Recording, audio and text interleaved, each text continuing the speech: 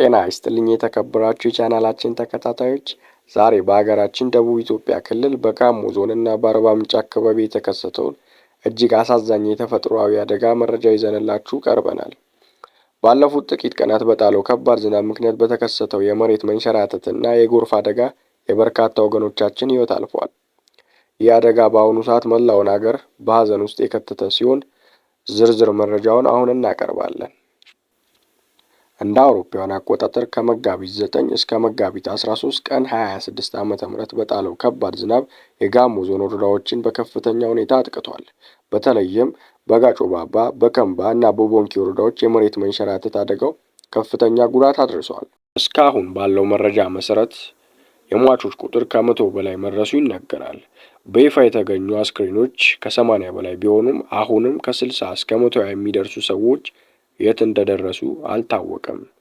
በአርባ ምንጭ ከተማ ደግሞ የኮልፎ እና የሴጎ ወንዞች በመሙላታቸው ቤቶችንና የእርሻ መሬቶችን አጥለቅልቀዋል። ከ3400 በላይ የሚሆኑ ዜጎች ከመኖሪያ ቀያቸው ተፈናቅለው አስቸኳይ እርዳታ በመጠበቅ ላይ ይገኛሉ።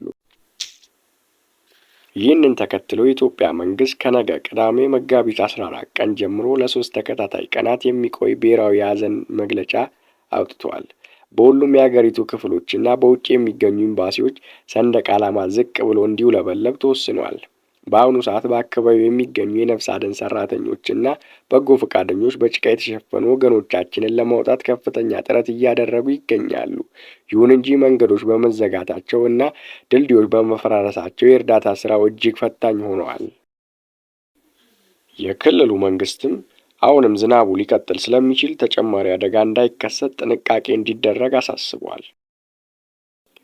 የተጎዱ ወገኖቻችንን ለመርዳት የክልሉ መንግስት የገቢ ማሰባሰቢያ የባንክ አካውንት መክፈቱ ይታወቃል። ሁላችንም በምንችለው አቅም ከወገኖቻችን ጎን እንቁም።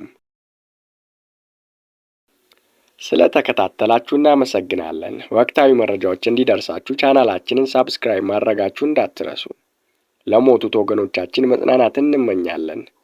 ቸር ያሰማን።